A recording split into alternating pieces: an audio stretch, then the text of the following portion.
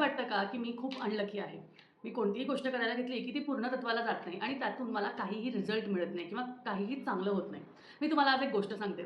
एक राज नावाचा मुलगा होता आणि तो दरवेळेस हाच विचार करायचा, की मी कोणत्याही गोष्टीत हात घातला ना, की मला त्यात यशच मिळत नाही आणि त्यामुळे तो पुढचे प्रयत्न करायला थांबायचा. एक दिवशी तो त्याच्या गुरुजींकडे गेला आणि गुरुजींनी त्याला एक गोष्ट सांगितली. त्या गोष्टीमध्ये काय सांगितलं, की 2 पुरुष होते किंवा 2 मुलं होते. ते जंगलात गेले आणि जंगलात जाताना त्यांना सोन्याची नाणे सापडले.